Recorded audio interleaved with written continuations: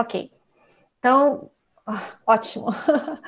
Então, a gente vai para a aula 15, né? Quer dizer, continuando a aula 15, porque, na verdade, a gente já tratou uma parte da aula 15, que foi justamente a parte inicial, que nós falamos sobre práticas abusivas. Fizemos aquela observação que as práticas abusivas, na verdade, elas são aquelas condutas, aqueles padrões de desconformidade que os fornecedores têm, muitas vezes, para com os consumidores. Esses padrões de conduta, né, desconforme, pode ser violando alguma norma específica do CDC, algum princípio, né, norteador do Código de Defesa do Consumidor. Nós sabemos que são muitas as relações de consumo existentes e que nós temos hoje um código que é um código bastante aberto, no sentido dele permitir muitos conceitos jurídicos indeterminados, ele vai se completando.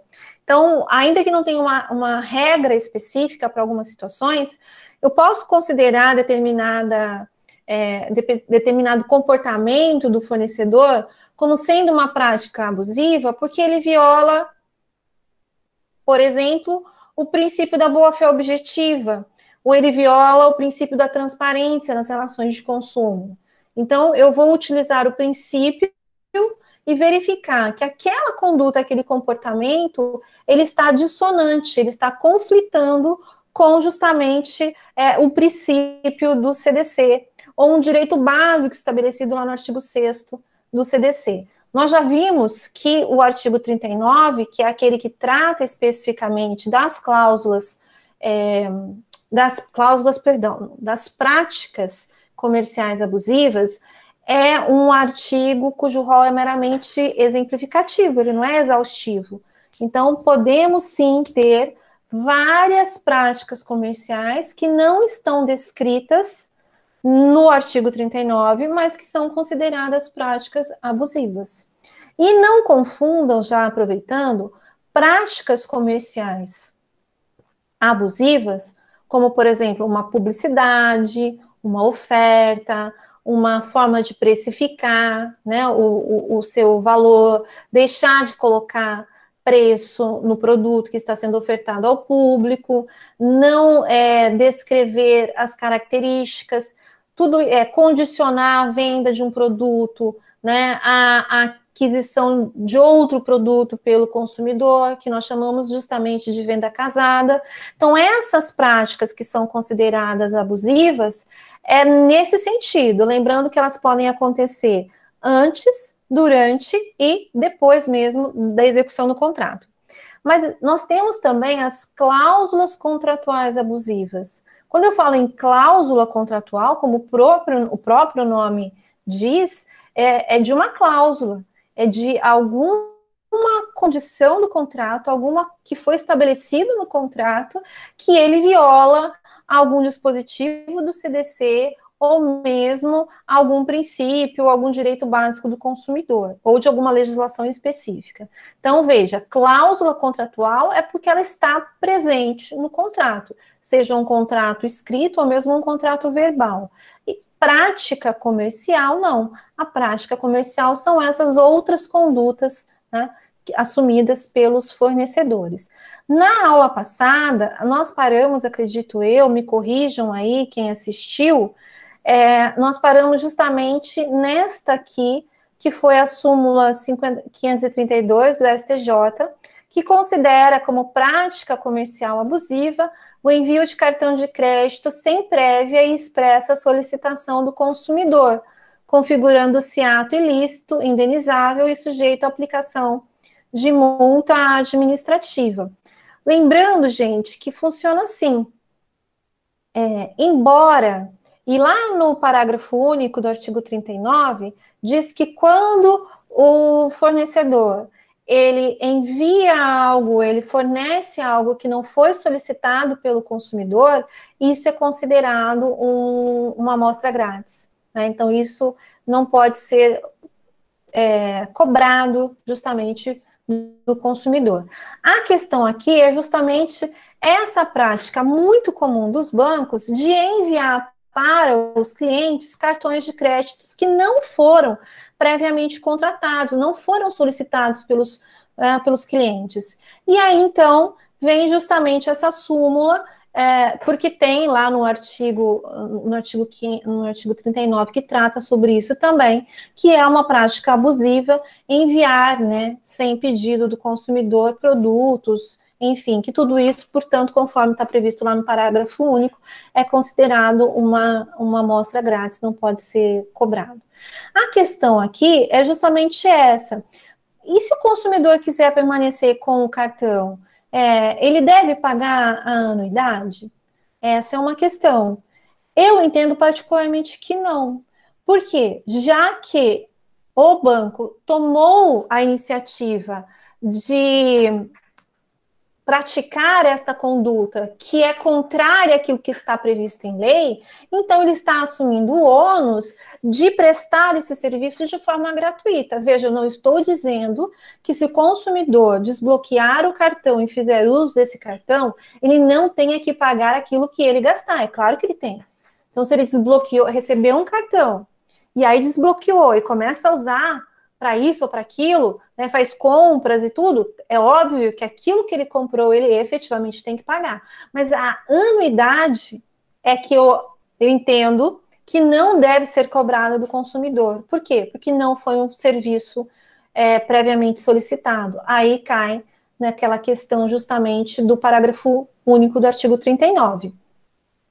Agora, uma outra situação que a gente também deve observar é justamente essa questão dos danos morais, porque pela leitura, né, da súmula 532, a impressão que dá, né, é justamente a ideia que traz, é que o simples fato do consumidor receber um cartão que não foi por ele solicitado, já leva, né, já acarreta o direito dele receber danos morais, né, então que só essa conduta em si seria considerada já um dano moral presumido, um dano moral in re ipsa. E não é assim que tem se entendido. Na verdade, para que fique configurado o dano moral, é necessário que efetivamente ele fique comprovado no caso concreto. Então, depois tem até uma jurisprudência na sequência que a gente já vai ler, que isso vai ficar mais claro para vocês. Maurício, o uso do cartão implica na aceitação tácita do contrato? Na verdade, no contrato, sim, mas não na solicitação da contratação. Entende? Ah, mas ele aceitou, então, contratar. Mas isso não retira a prática ilícita. Porque a prática ilícita, boa noite, Hélio, a prática ilícita é justamente você enviar para o consumidor algo que ele não solicitou. É você ter uma prática comercial agressiva, que nós chamamos. É você ficar fomentando o consumidor a contratar. É essa a prática que é considerada abusiva. Então, ainda que o consumidor... porque senão ficaria muito fácil para o banco. Ah, vou enviar cartão para todo mundo. Se eles desbloquearem, ótimo. Se eles não desbloquearem, tudo bem. Então, fica muito cômodo para o banco isso, né? Não é esse o entendimento. O entendimento é justamente de que esta prática que você está enviando sem solicitação é uma prática agressiva, é uma técnica comercial agressiva, porque você está incentivando aquele consumidor a consumir, a gastar, certo? Então, por isso que é assim considerado. Agora, o que teve uma decisão recente, que inclusive eu discordei, mas vamos lá, só para fortalecer esse entendimento dos danos morais, né? Tem o artigo 39, parágrafo único, mas lembrando que esse dano moral pelo envio não solicitado de cartão não é presumido, é preciso que fique demonstrado, tá? Aqui até eu trouxe para vocês um exemplo justamente de uma situação que ficou demonstrado. Envio de cartões de crédito sem solicitação do consumidor, ausência de negativação ou cobrança indevida, danos morais não configurados. Então, assim, o STJ ele tem uma inclinação muito grande para deter a indústria do dano moral, que chama de indústria do dano moral. E para combater a indústria do dano moral, ele criou a indústria do mero aborrecimento. Então, o STJ, em algumas situações, principalmente em algumas turmas, tem uma forte tendência a tentar barrar essa questão de que tudo é dano moral, né? Então, que meros aborrecimentos não configuram dano moral, no que eu concordo. Tem muitas situações que podem acontecer dentro de uma negociação que acaba gerando um aborrecimento, mas não configuram um dano moral. Mas o fato é que hoje o STJ tem essa inclinação em algumas situações. Em outras, até que ele tem se mostrado, né, mais com relação ao consumidor, teve várias questões que acabaram sendo contrárias aos interesses do consumidor. Aqui, justamente, é uma decisão de 2019 em que se entendeu justamente que o simples envio de cartão de crédito não solicitado não configura dano moral, no que eu não discordo. Eu também acho que só o fato de enviar o cartão sem solicitação não configuraria o dano moral, né? Que isso pode gerar outras sanções, como eu já disse, que eu não concordo que nesse caso seja cobrada anuidade, como a possibilidade do banco, né, ser multado, né, ter uma sanção administrativa, ser multado pelo PROCON, por exemplo, por uma prática abusiva, né? Mas que isso por si só configura dano moral, não. Agora, se essa prática levou a alguma situação que aí gerou o dano moral para a pessoa, aí sim. Você não acha que essa ideia de indústria do dano moral é, de certa forma, algo equivocado? Porque muitas multas maiores impediram práticas abusivas. E se a pessoa esperar deliberadamente negativar o seu nome? Assim, Lennon, como você comprovar que a pessoa esperou deliberadamente negativar o nome, né? Por exemplo, por uma questão de uso do cartão de crédito, eu acho que vai depender muito da análise do caso concreto. Então, assim, se já era um cliente, né, que já tinha outros cartões com o banco, e que daí sempre foi bom pagador, e que de repente, justo naquele que ele não solicitou, ele não paga, né, tem que fazer uma análise se de repente isso não seria algo a se questionar por parte desse correntista, né, desse Alguém, a Natália está permitindo participação aqui, eu dei, acho que agora deu certo. Isso, Jason, uma fé. Agora eu vou responder a do Hélio. Essa questão dos danos morais, o STJ é assim, ele com relação a danos morais, quando é dano moral individual, do consumidor individual, ele normalmente a condenação, não só do STJ, eu estou falando do judiciário como um todo, né? Claro, com as devidas exceções. Mas a tendência é que os danos morais sejam justamente aplicados em valores bastante módicos, principalmente se é um dano moral contra um banco ou contra uma grande empresa, né? Por quê? Porque aquele valor representa muito pouco para aquela empresa. Então, no varejo, não vai representar, no varejo que eu digo, no varejo da condenação, né? Não vai representar nenhum tipo de grande penalidade.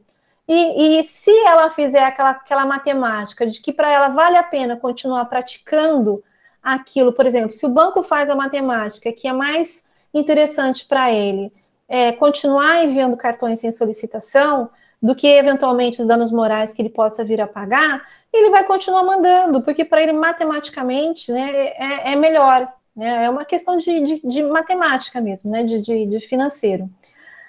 Agora, quando são danos morais coletivos, aí a gente percebe que os tribunais, que os juízes, enfim, eles têm uma tendência a uma condenação maior, né, a atribuir uma condenação em danos morais coletivos.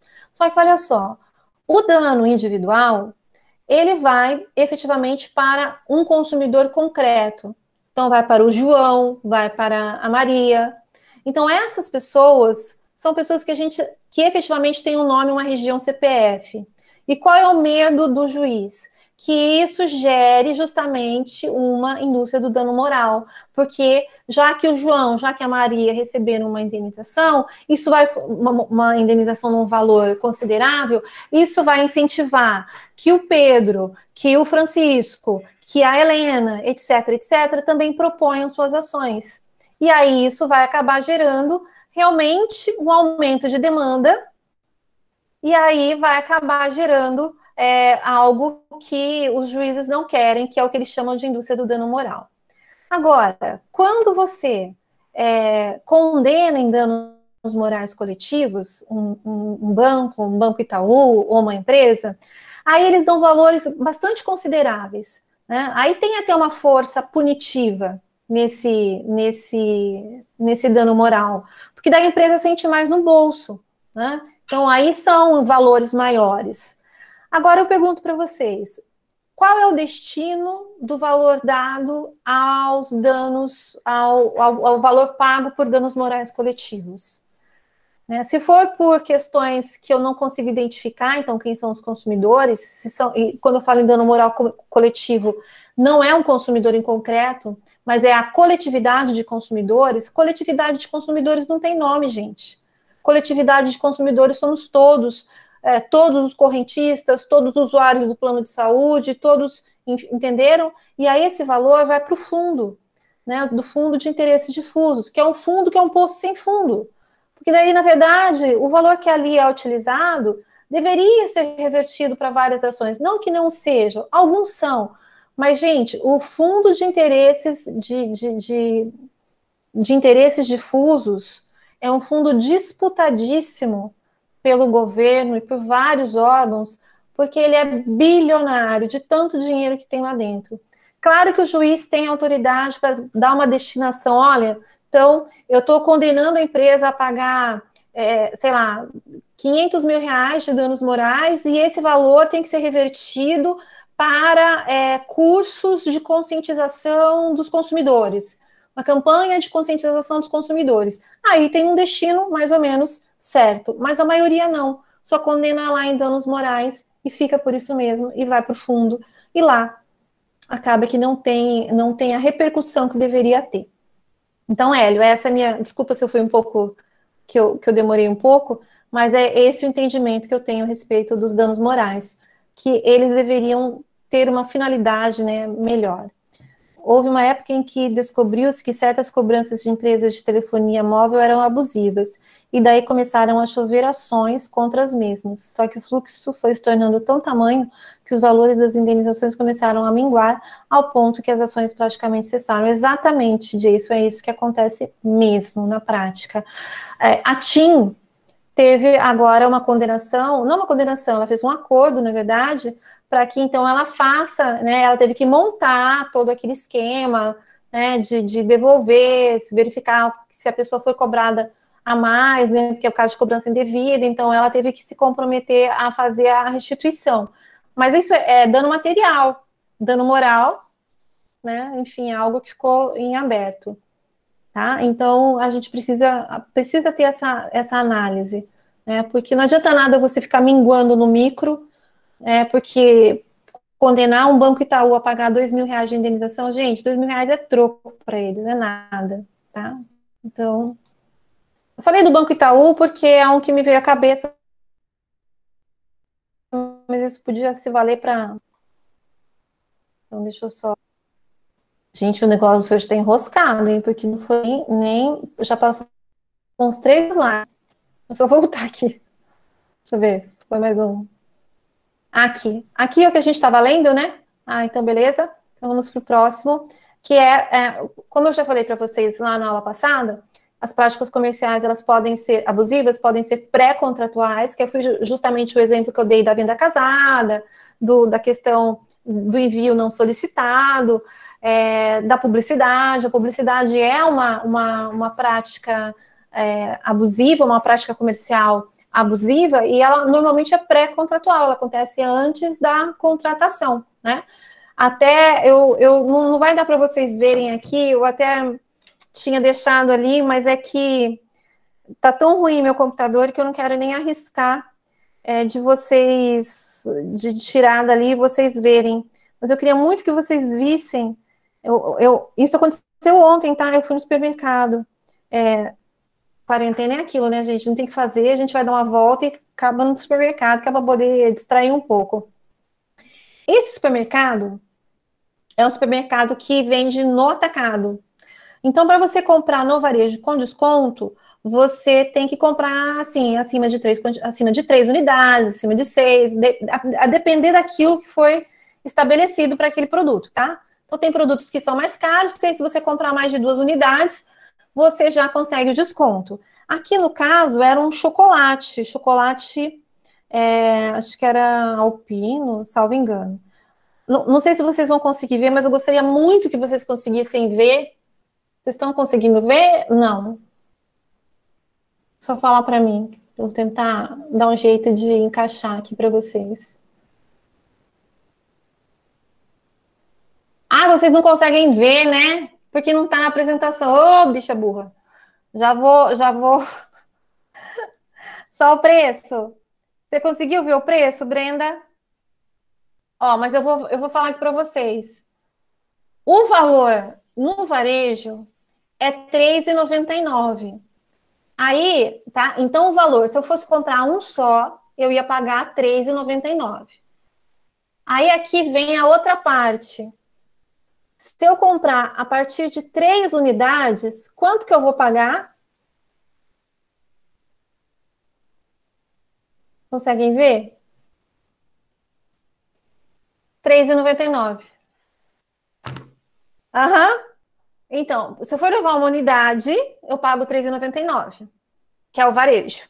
Agora, se eu quiser me aproveitar do desconto do atacado, eu pago quanto? R$ 3,99. Ou seja, o mesmo preço.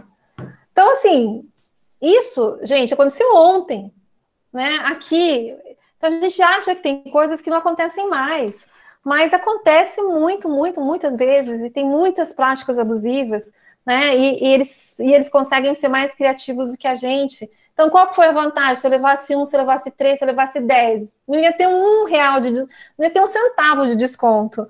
É muita sacanagem, né? Colocar isso. Ainda não, é.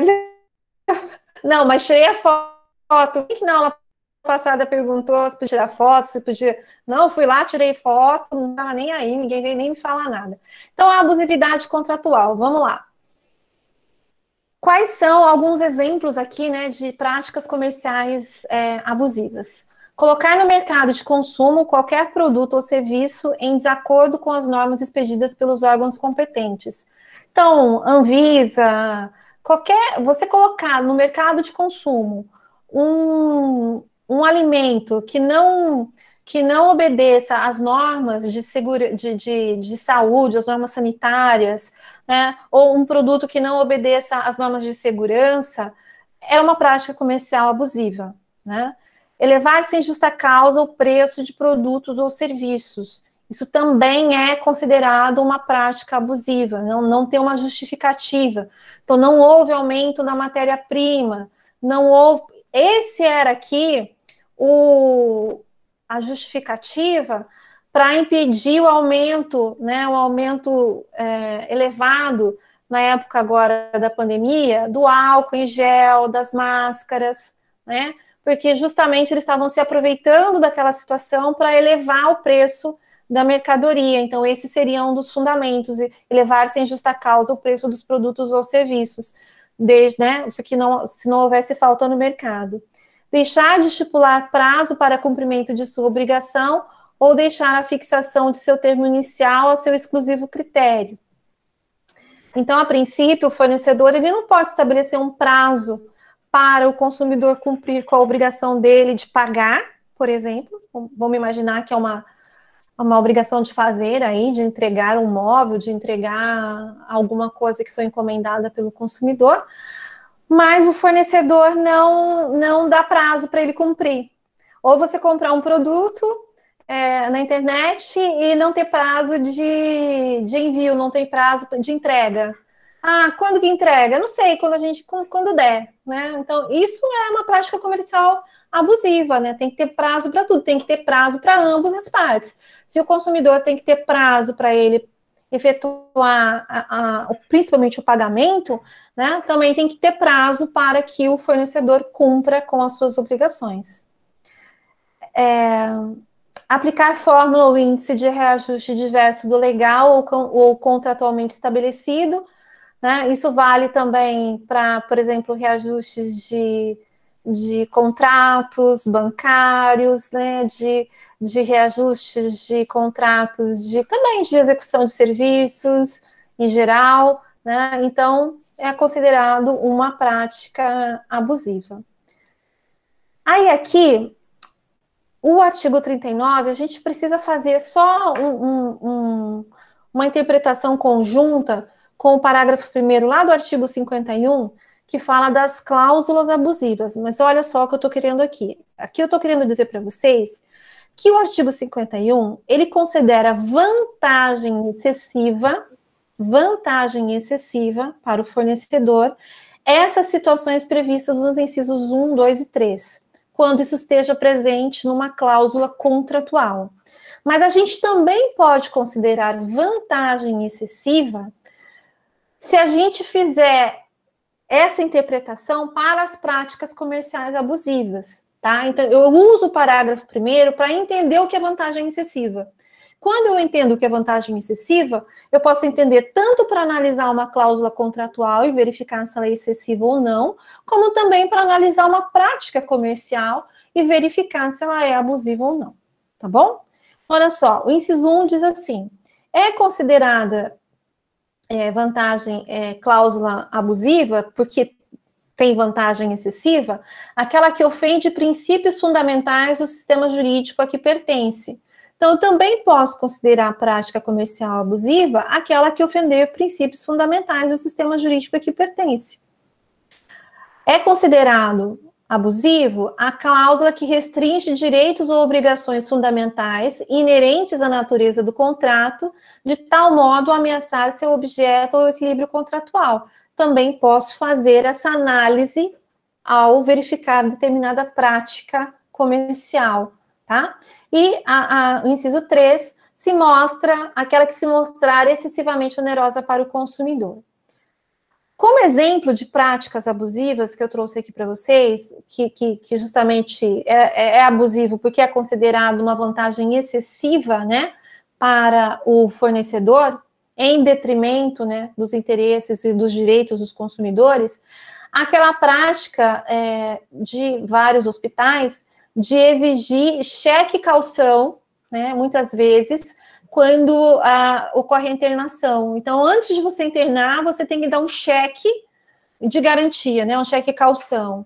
Ou, se você está com um parente seu, ou alguém da sua família, enfim, seja quem for, com algum problema que você precisa fazer um internamento, e eles exigirem esse cheque caução, você, se precisar, você dá a própria vida como garantia, né? Então, eles aproveitam um momento delicado da vida das pessoas, que sempre quando a gente mexe com saúde e tudo mais, é um momento delicado, então é um estado mais fragilizado, para exigir uma vantagem excessiva, né? Então, é considerado uma prática abusiva.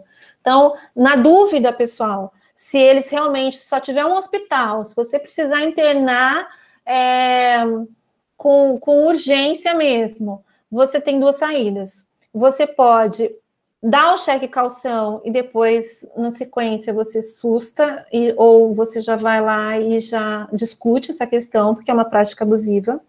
Ou você fala assim, eu vou chamar a polícia, se você continuar exigindo isso, tá? Vou chamar a polícia, enfim. Às vezes chamar a reportagem faz até mais efeito, né? Mas, enfim.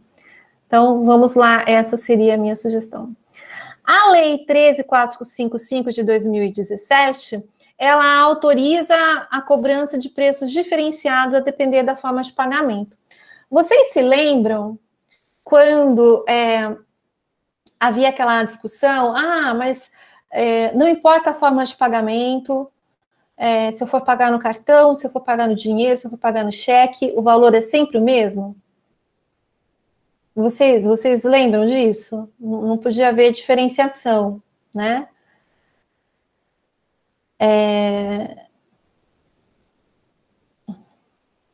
O Bruno, o cheque calção, ele é considerado uma prática abusiva, uma vantagem excessiva, porque ele está condicionando o fornecimento do serviço a que você entregue isso, e nesse caso também, tá? Tem a jurisprudência tem considerado também. Mas aí a discussão já é bem assim, porque se é eletiva e você não concorda, normalmente tem alguns problemas, porque daí você vai acabar pagando separado, você paga o médico, aí você paga o hospital, aí você paga tudo meio separado, né? Mas quando é ali que você leva no pronto-socorro e tudo, aí fica mais crítica essa situação. Olha só, então essa lei, o que ela permite? Essa lei 1345455 de 2017. Pode dar desconto se o pagamento foi feito em dinheiro. E se você quiser pagar em dinheiro, você tem desconto. Se você for pagar no cartão, você não tem. Antes isso era considerado uma prática abusiva, agora não mais. Então agora pode sim, né, haver diferenciação de preços conforme a forma de pagamento. Então, se você for pagar, como tem aquelas taxas de cartão, aqui, tudo isso agora, esse ônus agora, ele é creditado para o consumidor. Qual foi a justificativa dessa lei? Que antes o fornecedor, ele repassava para todos os consumidores esse ônus. Então, se eu, Valéria, fosse pagar no dinheiro, eu acabava pagando mais caro o produto, por quê? Porque quem fosse pagar no cartão ia pagar o mesmo valor que eu. Né? Então, acabava que era um ônus passado para todos os consumidores. Agora, a intenção da lei foi justamente essa. Aquele consumidor que for pagar em dinheiro, ele vai ter o desconto. Aquele consumidor que for pagar no cartão, como o fornecedor terá um custo maior, ele não tem desconto. E aí, a ideia, novamente voltando, é de que os preços tendessem a ter uma queda, justamente porque a forma de pagamento está sendo distribuída de uma forma mais equânime, né? Só que na prática a gente não vê muito isso, né? Então é isso mais ou menos que tem acontecido. Alguém quer fazer uma pergunta? Professor? Boa noite. Boa noite. Professor, deixa eu pedir uma informação. Cartão de crédito à vista. Vamos supor, vou fazer um pagamento no cartão de crédito, à vista. É uma forma de pagamento à vista? Eu consigo desconto? Se a pessoa falar assim, ó, esse tal produto à vista tem 5% de desconto, e eu quiser passar no cartão de crédito à vista, seria uma forma de pagamento à vista ou não? Não mais. Porque não mais. agora. Não. Só que tudo isso, ó, foi interessante. É o Felipe, né, que falou? Quem perguntou? Isso, é o Felipe. Felipe. Olha só, Felipe, tudo isso, nesse caso, e é importante que você tenha falado, tem que ficar esclarecido para o consumidor. Né? Porque, embora exista aquela presunção de que a gente conhece a lei, no direito do consumidor tem o princípio da transparência. Então, todas essas informações com relação a se for ter diferença, se você vai pagar no cartão, no dinheiro, o pagamento à vista, se vai ter desconto, se não vai ter, tudo isso precisa ficar esclarecido e informado. De que forma? Olha, se for numa loja física, então tem que ter cartazes, tem que ter informativos, tem que ter, enfim, alguma forma do consumidor ser esclarecido. Na vitrine tem que ter a discriminação.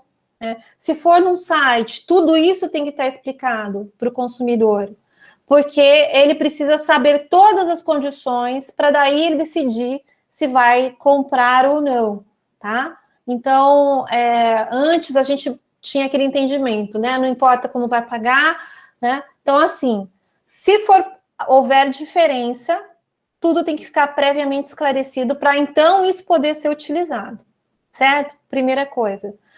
Valéria, e isso tem acontecido bastante em imposto de gasolina, né? Então, se você for pagar com cartão, você vai pagar um valor, se você for pagar com dinheiro, você vai pagar outro valor. E aí, esses tempos atrás, eu vi num posto de gasolina que, a depender da bandeira do cartão, você também pagaria diferença. Então, algumas bandeiras eram, como acho que eles tinham taxas mais baratas, o valor do combustível era 1, e para algumas outras bandeiras era um pouco mais caro, mas tudo estava especificado num cartaz, assim, em vários locais, né, para que o consumidor pudesse ter conhecimento disso, né? Então, aí é algo válido, certo? Então, essa cobrança, se o estabelecimento ele cobra um preço diferenciado, mas ele não informa o consumidor disso, ele está infringindo a lei, e então ele pode ser punido, tá? Então, aí vocês podem ter denúncia para o PROCON, vocês podem, enfim, porque ele pode ser punido tanto na esfera civil como também na esfera administrativa, né? E aí aquela questão, né? Quando que é vantajoso optar por exemplo, para o fornecedor, tá? Ou para o consumidor? Quando é vantajoso você optar por determinada promoção, né? Pagar à vista você paga tanto, pagar no cartão você paga tanto, pagar no dinheiro você paga tanto. Aí você teria que visualizar esses descontos e justamente prestar atenção se o desconto está maior que o percentual que o consumidor poderia estar ganhando em um investimento. Então, sabe, assim, faz uma análise. Normalmente, se você for, vamos pegar, sei lá, um exemplo. Se o consumidor for parcelar em 12 vezes, né, um determinado produto, à vista ele tem um valor e parcelado em 12 vezes ele tem outro. Você deve fazer uma conta se de repente esse valor superior, né, para pagamento parcelado, se ele for um desconto maior que 10%, que é o que normalmente tem dado a poupança, acho que nem isso, não está dando 1% por mês, então aí valeria a pena você pagar parcelado e não pagar à vista, né? Mas o que acontece? O Brasil tem uma cultura do parcelamento, então as pessoas parcelam mesmo, porque muitas pessoas só têm acesso aos bens de consumo se elas comprarem parcelado. E mesmo quem não tem acesso, e mesmo quem pode, às vezes, comprar à vista, como acaba comprando muita coisa, né, acaba optando pelo parcelamento, porque é uma cultura. E as pessoas têm uma sensação de imediatismo muito grande, que é juntar 10 meses de R$100 para comprar um produto à vista por R$1.000.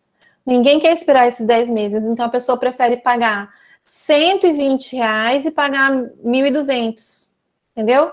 Por quê? Porque daí ela já tem o produto de forma imediata. Então, nós temos essa cultura. Em outros países, o parcelamento é algo que só existe para quando você compra produtos de valores muito altos, como, por exemplo, imóveis, como automóveis, né? Então, são valores altos e aí você acaba parcelando. Mas para comprar, por exemplo, um eletrodoméstico, como uma geladeira ou um fogão, em outros países, em vários países, a cultura é que você pague à vista ou pague no cartão. Entende? Então, não tem essa coisa de você parcelar em 6, em 8, em 10, em 12, né?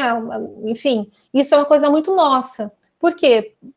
Aproveitam da falta de educação financeira, né, do consumidor brasileiro, essa cultura do crédito que nós já temos, e aí acabam embutindo isso, que é muito vantajoso, né?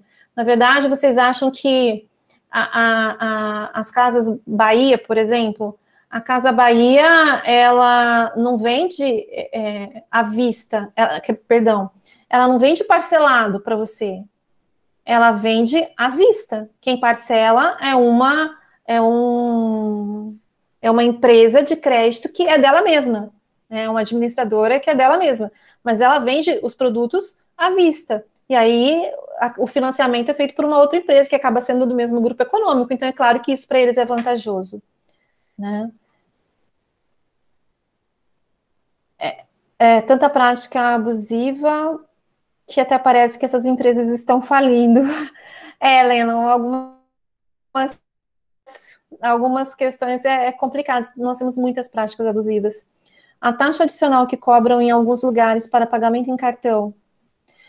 Adriane, a ideia era assim, o que eu posso fazer é dar desconto, essa é a ideia, tá? Mas a lei ela não é clara nisso. Alguns julgados de jurisprudência você vai entender, você vai encontrar sim, mas a lei ela não é específica.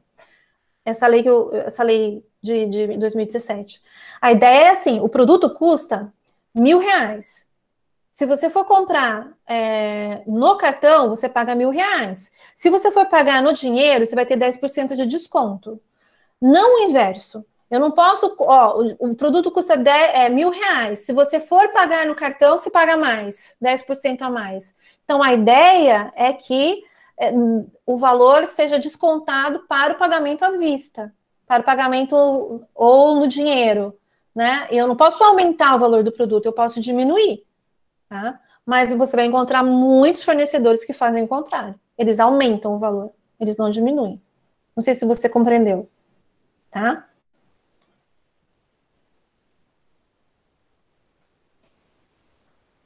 Aqui, olha só, que é o artigo 5º da lei, que fala justamente daquele dever, eu já passei, ficou no slide anterior, mas aquele dever de informar o consumidor da forma como é feita a cobrança, se há diferenciação para pagamento no dinheiro, no cartão e por aí vai, tá? Outra prática abusiva é repassar informação depreciativa a ato praticado pelo consumidor no exercício de seus direitos. Então, eu não posso depreciar a imagem do consumidor se ele, no exercício do direito dele, se ele praticou determinado ato.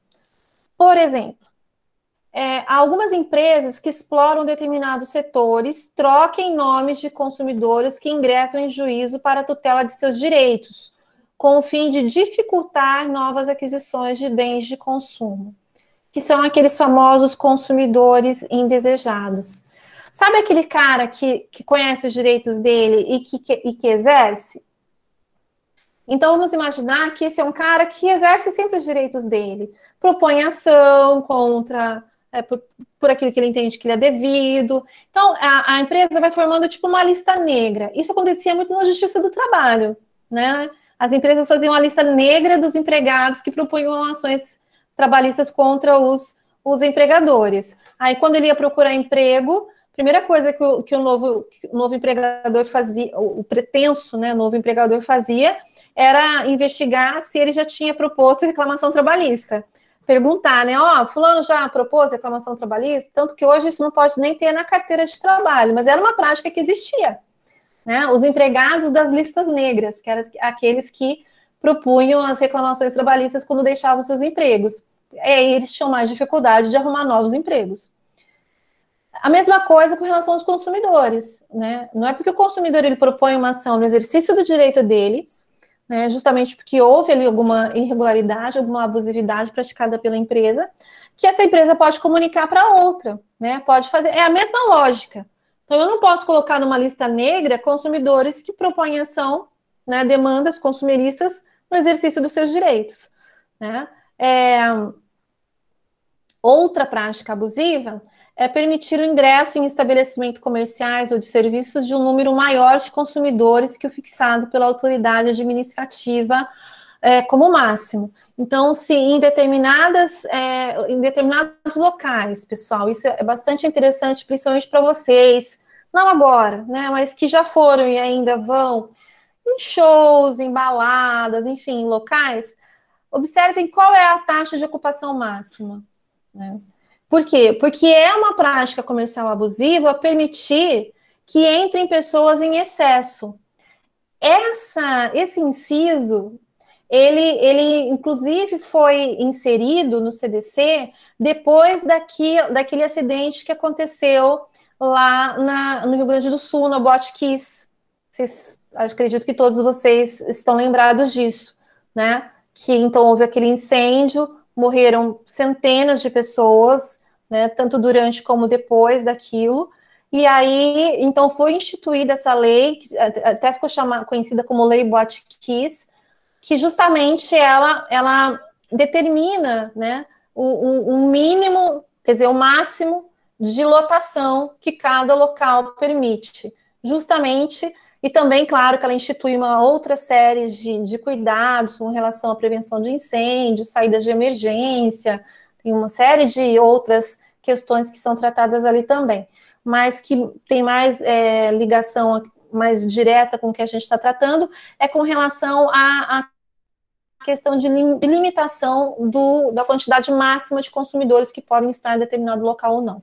E, inclusive, é considerado uma infração não só administrativa, mas também uma infração penal, tá? Então, também é crime contra a relação de consumo você permitir que em determinado local esteja além, né, do máximo permitido.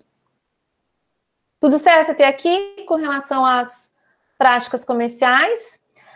A gente vai falar agora de cobrança de dívidas, tudo certo? Se tudo certo, me deem um ok, só para eu saber que vocês estão aí.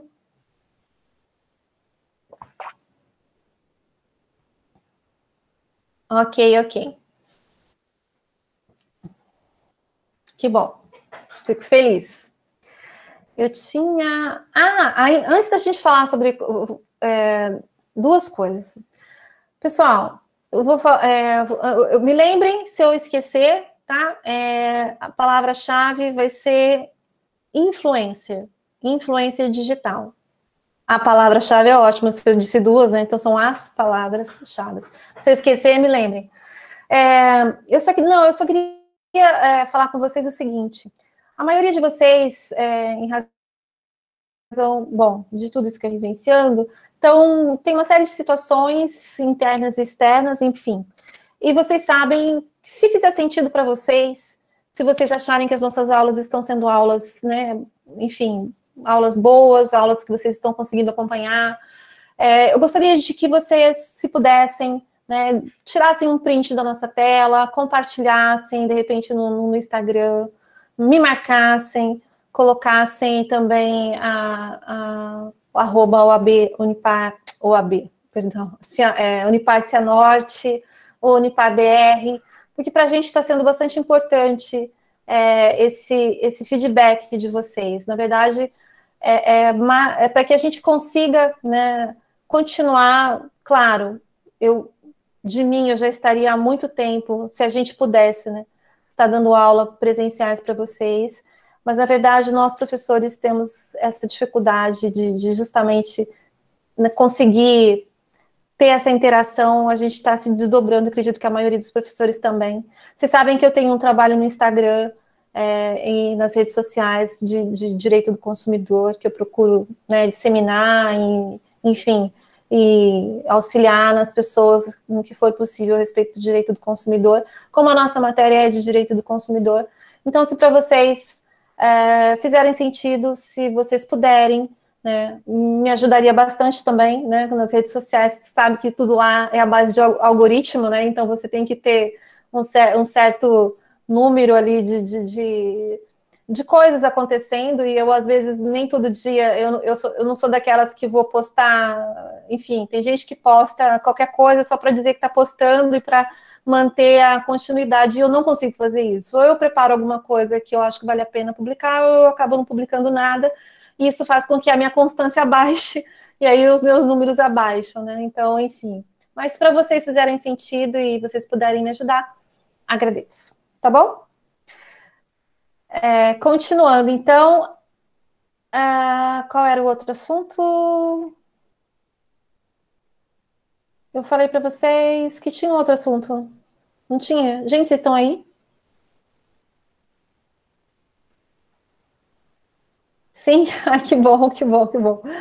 Tá. Outro assunto, antes da gente entrar em cobrança de dívidas, era sobre a questão que eu achei bastante interessante, que tem tudo a ver com a nossa matéria, antes da gente entrar aqui, também a prática comercial.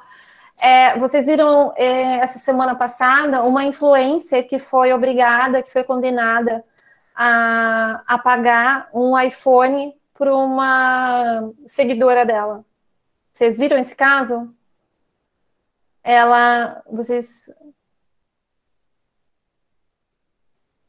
Ela é uma influencer digital e ela fez uma publicidade. Falou de uma loja. Olha, pessoal, quem quiser comprar o iPhone, sei lá, será 8? Acho, o iPhone 8 na loja tal, tá com uma promoção. Era uma promoção bastante atrativa. tá? O valor do iPhone. Olha, essa loja aqui tá com essa promoção super atrativa, é parará, quem quiser. Fez lá o jabá lá, né? E aí acabou que essa consumidora comprou o iPhone, bem isso, Jason, e levou o golpe. Não recebeu o iPhone. Aí a consumidora entrou contra a influencer e, em primeiro grau, é uma decisão de primeiro grau, tá? Foi no juizado especial. Quem deu a decisão foi o juiz leigo, mas claro que quem homologou foi o juiz togado. E aí, então, ela foi condenada, essa influencer, a pagar um iPhone. O iPhone que a consumidora comprou e não levou, justamente porque foi considerada a responsabilidade civil dessa influencer. Só que o juiz leigo, ele considerou não relação de consumo, ele considerou uma relação civil, e aí ele fundamentou lá no 927, parágrafo único do Código Civil, que fala sobre atividade de risco, e quem, então, tem atividade de risco, assume ali o dever de indenizar independentemente de culpa. Eu concordo com a decisão, só discordo da fundamentação, porque eu acho que essa consumidora, ela em específico, como todos os seguidores de uma forma em potencial dessa influência, são equiparados a consumidores por força do artigo 29 do Código de Defesa do Consumidor, que equipara a consumidores todas as pessoas determináveis ou não que estejam expostas às práticas comerciais e contratuais. Publicidade, todos nós sabemos, é uma prática comercial. Esta consumidora, ela não foi só exposta a essa prática comercial fraudulenta, como ela efetivamente teve um dano concreto. Então, eu entendo que sim, que eu posso usar o CDC nesse caso, não precisava usar o Código Civil, porque eu posso equiparar lá a consumidora por força do artigo 29, né? Mas a responsabilidade civil é um campo bastante amplo, né? Então, se a gente for usar ali o diálogo das fontes, mas eu acho que seria perfeitamente mais indicado usar o artigo 29. Mas fato é que, eu acho que isso que tem que ficar bem demonstrado. Se um influencer, pessoal, usa da sua credibilidade junto ao seu público, se ele, principalmente, omite que ele está levando alguma vantagem, que daí ele já está duplamente violando, né? Mas se ele omite que ele está sendo pago para fazer aquele anúncio, ou que ele está recebendo outro tipo de vantagem, como troca né, olha, você me dá aí um produto seu que eu faço uma publicidade, é uma troca, é uma vantagem econômica. Então, esses influencers, eles têm que tomar cuidado também com o que eles acabam, né, anunciando e com o que eles acabam acreditando ao seu público. Então, eu acho que, nesse caso, principalmente a falta de transparência, de dizer se ela estava sendo, se era um anúncio, se era uma publicidade, né, se era um anúncio onde ela estava sendo remunerada. Então, essa falta de transparência leva também a essa responsabilização. Lembrando que a responsabilidade é uma responsabilidade solidária. Claro que a loja responde, mas a consumidora optou pela influência, acho que porque a loja também nem era um golpe, acho que a loja nem tinha ali.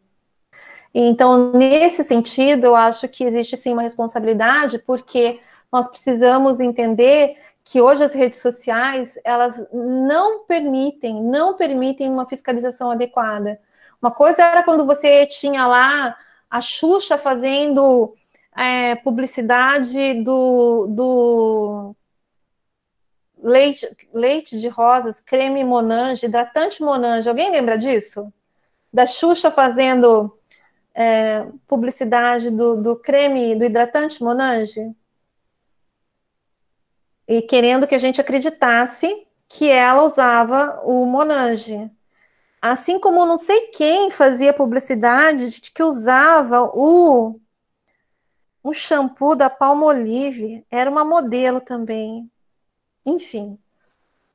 Claro, nunca, não sabe nem o cheiro, acho que só sabe o cheiro no dia que fez a publicidade. Enfim, uma coisa é você, claro que daí é muito mais fácil dos órgãos, né, dos órgãos fiscalizadores, os órgãos responsáveis, fazerem essa triagem, né, em revistas escritas, né, impressas, em televisão. Agora, com a internet, pessoal, isso ficou impossível, porque cada canal de YouTube, cada perfil do Instagram é um canal de mídia que pode ser utilizado, né? Então, assim, não tem como os órgãos fazerem essa fiscalização. Então, realmente ficou difícil, né? Acho que precisa de uma regulamentação mais específica, né? Para poder realmente reforçar a responsabilidade de todos que participam dessa cadeia, na verdade, né? Mas é um caso interessante que eu lembrei de comentar com vocês, porque eu falei, olha, tem tudo a ver com a nossa aula sobre publicidade enganosa, né? Foi uma publicidade bem enganosa que ela fez. Então, vamos lá. Cobrança, eu vou falar assim, pessoal, eu vou falar sobre cobrança de dívida, só essa primeira parte, e a segunda parte eu vou deixar para a próxima aula. Ok? Primeira parte, lembrando que cobrança de dívidas, eu não saí do tema práticas comerciais. Quando a gente fala em cobrança de dívidas, também é uma forma de prática comercial, porque ela faz parte ainda desse processo, né, de oferta, de venda e de pós-venda. Então, assim, eu preciso sempre lembrar o seguinte: é dever do consumidor efetuar o pagamento daquilo que ele adquire, seja como produto ou como serviço. Então, pagar as dívidas é um dever do consumidor. Cobrar a dívida é um direito do fornecedor. Cobrar, né, enfim, a gente fala em negativar, mas na verdade é positivar. Então, cadastrar nos bancos, nos órgãos de crédito, nos burôs, né, como o SPC, como o Serasa, tudo isso é um direito do fornecedor, tá? Agora, então é o exercício regular de um direito. Cobrança de dívida é exercício regular de um direito. Então, o consumidor que não pagou, ele vai ser sancionado, né, pelo seu inadimplemento. O que o Código veio regulamentar através do artigo 42? Ele veio regulamentar o excesso do fornecedor ao efetuar a cobrança da dívida. Nós sabemos que todo direito, quando ele é exercido regularmente pelo seu titular, ele não tem problema nenhum. Inclusive, se esse direito for violado, o titular tem como exercer sua pretensão. Agora, quando o titular de um direito, ele excede o exercício desse direito, o artigo 187 do Código Civil vai nos dizer que esse excesso do exercício regular de um direito configura abuso de direito. Abuso de direito se equipara a ato ilícito. Então, compreenderam qual é a lógica? Então, cobrar a dívida é um direito do fornecedor. Exceder na forma, né, no meio, como ele vai cobrar essa dívida, é que pode configurar o abuso do direito e, portanto, o ato ilícito. Olha o que prescreve o artigo 42 caput. Na cobrança de débitos, o consumidor inadimplente não será exposto a ridículo, nem será submetido a qualquer tipo de constrangimento ou ameaça. Então é isso, gente, que o código ele quer justamente impedir, o excesso, justamente porque isso equivale a um ato ilícito. Então, constranger... Ah, Valéria, mas não será exposto a ridículo. O que é ridículo? É um termo aberto. E constrangimento ou ameaça também são termos abertos, que precisam serem analisados, né, dentro do caso concreto. Quando eu fazia faculdade, funcionava assim. Claro que não existia lista publicada na internet. Quando a gente terminava a prova e ia ser publicada as notas dos alunos, era publicada no corredor da faculdade. Então, eles imprimiam, assim, como se fosse a lista de chamada, imprimiam e aí colocava a nota de cada aluno, dentro de cada matéria, tá? Então, todo mundo via ali a nota de todo mundo, ficava no corredor, a gente ficava todo mundo tentando, se atropelando lá para tentar ver a nota. O aluno que estava inadimplente, tinha uma faixa, tinha uma lista negra em cima do nome dele. Então, ele não conseguia ver a nota dele. Na época, até 1991, isso era perfeitamente legal. Não havia nenhuma norma impedindo isso. Então, você impedir o aluno de ter acesso à nota era possível, e todo mundo sabia que aquela pessoa que estava, né, com o nome ali, com grifado a nota, era porque ela estava inadimplente, porque ela não tinha pago, por isso que a nota dela não tinha saído. Então, era uma forma de constrangimento, com certeza, né? Só que depois do Código de Defesa do Consumidor, isso se tornou uma prática abusiva. Porque isso é uma forma de, primeiro, você não pode impedir o aluno de ter acesso à nota dele por conta do inadimplemento. E o segundo, a faixa ali, negra, né, constitui uma forma de constrangimento. Por isso que é uma prática proibida. Mas até então, embora o aluno se sentisse constrangido, era isso, era o máximo que acontecia, era o constrangimento pessoal dele, porque ele não tinha nada para fazer, né? Porque não era ilegal até então. Depois é que daí passou a ser ilegal. Outra coisa, uma empresa, né, de cobrança que coloque um uniforme nos funcionários, e o uniforme desses funcionários é um uniforme laranja fluorescente, é um macacão laranja fluorescente, tá bom? Então, todos os funcionários que saem fazendo cobrança daquela empresa saem com aquele uniforme laranja fluorescente, de modo que todo mundo sabe que se ele estiver na porta da sua casa, ele está fazendo uma cobrança.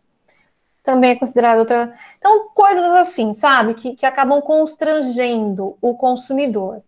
Aí, por quê? Porque tudo isso também viola a dignidade da pessoa humana, né? Então, na verdade, temos um princípio maior, que é o princípio da Constituição Federal, que fala da dignidade da pessoa humana, e temos isso de forma colocada no Código de Defesa do Consumidor, nesse ponto da cobrança de dívidas, em que entre o interesse econômico do fornecedor e a dignidade da pessoa, do consumidor, prevalece essa dignidade. Aí muitos de vocês podem dizer assim, mas se a pessoa está devendo, ela tem que pagar mesmo, ela tem que ser cobrada. Sim, pessoal, mas tem vários jeitos de serem cobrados.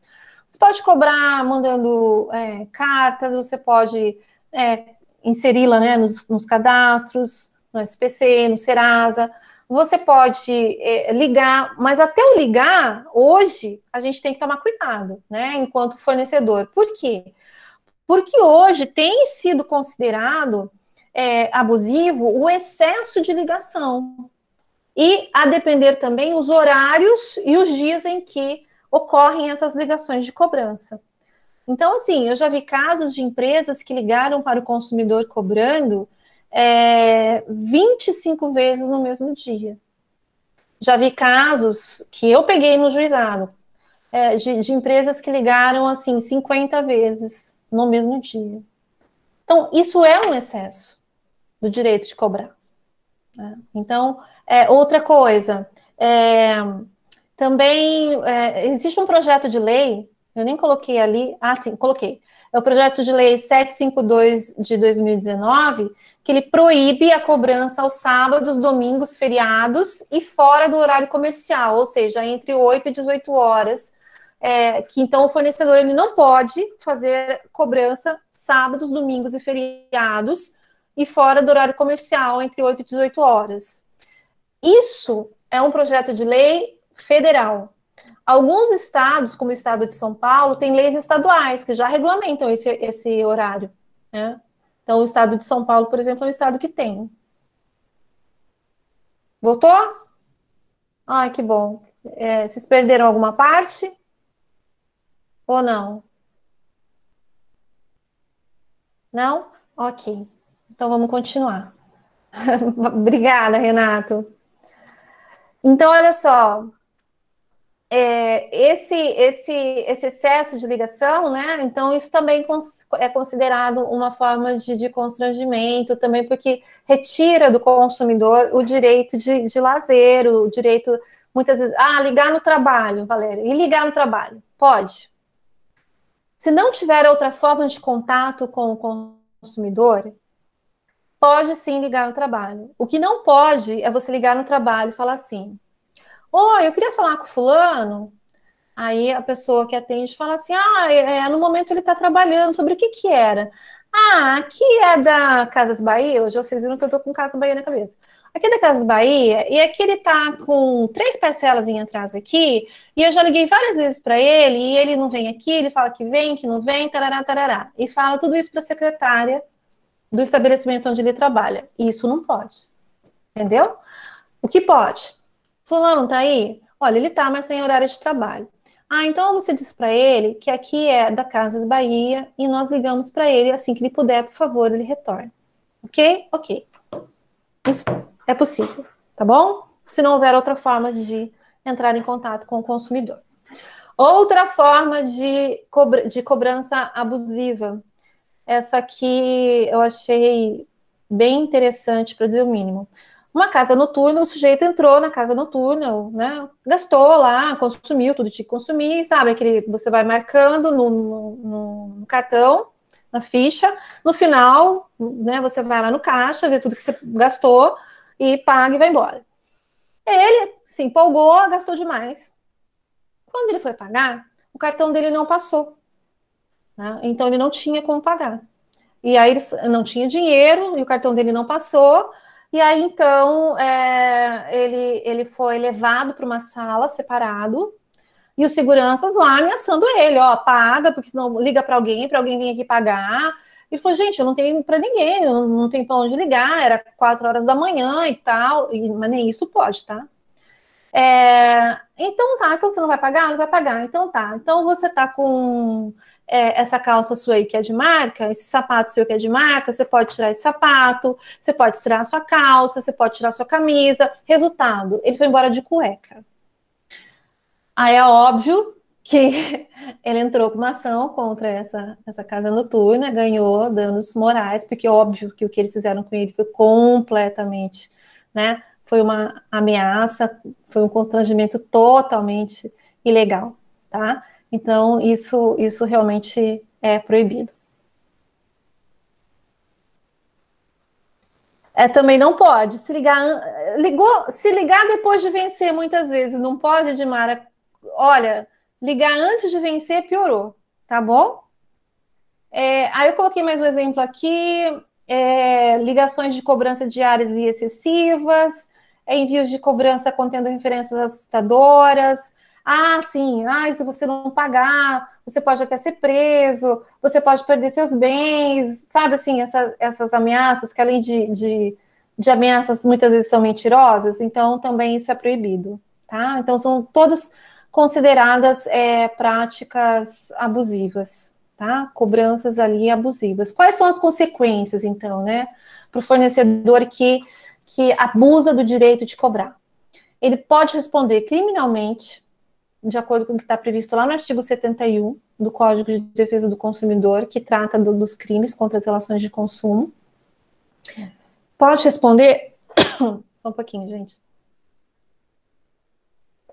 Pode responder administrativamente, porque isso também implica em sanção administrativa, e também ele pode responder civilmente, tá?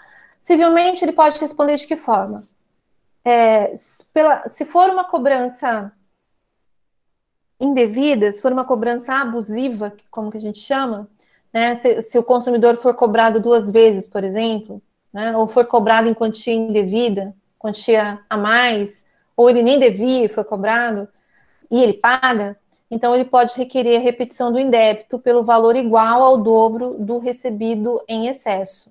Então, se a dívida do consumidor era uma dívida de 50, ele foi cobrado em 100, então ele tem o direito de receber em dobro aquilo que ele pagou em excesso. Então, ele pagou 50 em excesso, ele tem o direito de receber em dobro, ou seja, ele tem o direito de receber 100, tá?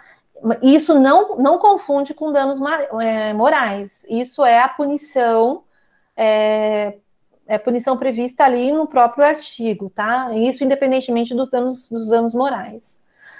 Depois a gente vai falar na próxima aula, porque agora já está bem no finalzinho, como que é feito essa diferenciação. Né? Então, na verdade, é uma punição, esse dever de pagar em dobro aquilo que cobrou em excesso é uma punição para o fornecedor que efetua uma cobrança indevida. Né? Então, ele vai ter que pagar por ter cometido, né, essa prática de cobrar aquilo que ele efetivamente não tinha direito.